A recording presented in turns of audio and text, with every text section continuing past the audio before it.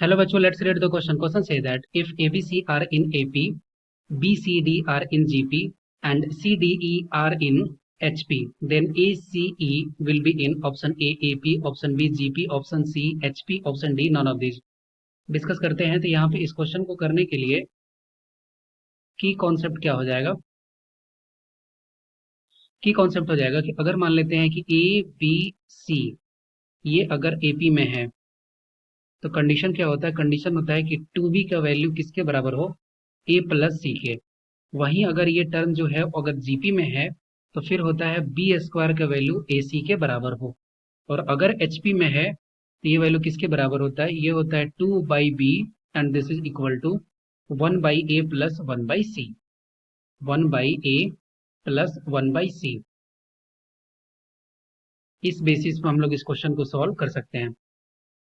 अब हमारे पास दिया है कि A B C A P में है, तो यहाँ से हम लोग क्लियरली लिख सकते हैं कि two b is equal to a plus c. इसको मान लेते हैं इक्वेशन 1। सेकंड क्या दिया है? सेकंड दिया है कि बी सी डी जीपी में है, तो बी सी डी अगर जीपी में है तो सी स्क्वायर का वैल्यू बी डी के बराबर होगा। इसको मान लेते हैं इक्वेशन सेकंड। और थर्ड रिलेशन क्या दिया हुआ है? थर्ड रिलेशन दिया है कि सी डी ई जो है वो एच पी में है, तो यहाँ से हो जाएगा क्या?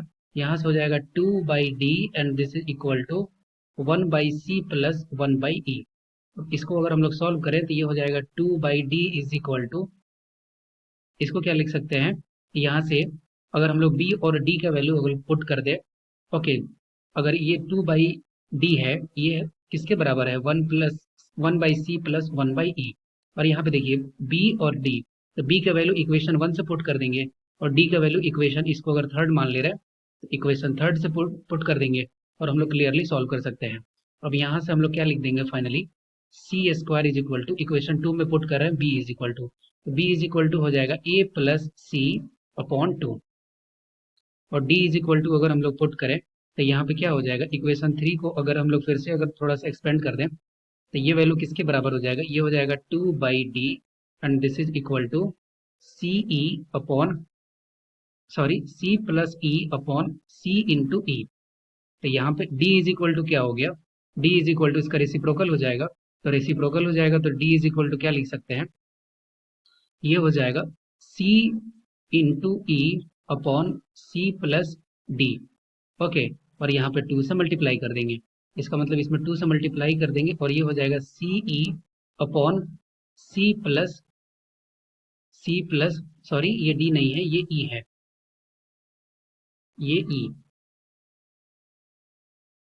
तो ये हो जाएगा सी प्लस ई। अब इस बेसिस पर अगर हम लोग सॉल्व करें तो यहाँ से देखिए 2 से 2 कैंसिल हो गया, क्या करेंगे कि क्रॉस मल्टीप्लाई कर देंगे।